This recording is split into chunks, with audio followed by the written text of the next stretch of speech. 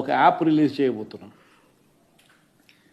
రాష్ట్రంలో ఎక్కడైనా కానీ ఎవరికైనా కానీ ఏ అధికారితో అయినా కానీ హరాస్మెంట్కి ఎవడైనా లోన్ అయితే ఆ యాప్ లేకపోయి యాప్ అడిగే క్వశ్చన్, నీకు ఏ రకంగా అన్యాయం జరిగింది అని.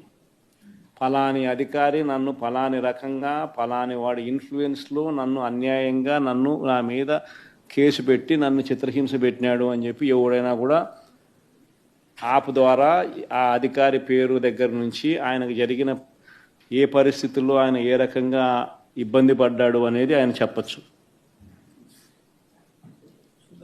ఆయన దగ్గర ఏదైనా ఆధారాలు ఉంటే ఆ ఆధారాలు కూడా ఆయన అప్లోడ్ చేసే ఫెసిలిటీ కూడా కల్పిస్తూ ఉన్నాం.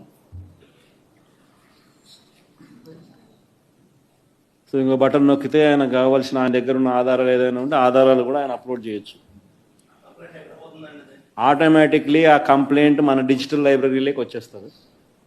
ఆ యాప్ ద్వారా మన డిజిటల్ లైబ్రరీ మన దగ్గర ఉన్న మన సర్వర్లలోకి మన డిజిటల్ లైబ్రరీలోకి వచ్చేస్తుంది. రేపొద్దున మనం ముఖ్యమంత్రి అయిన తర్వాత ఆ డిజిటల్ లైబ్రరీ మనం ఓపెన్ చేస్తాం. రేపొద్దున ఎవరికి రాష్ట్రంలో ఏ కార్యకర్తకైనా ఎవరికైనా కూడా ఎటువంటి అన్యాయం జరిగినా, ఏ అధికారి వల్ల అన్యాయం జరిగినా,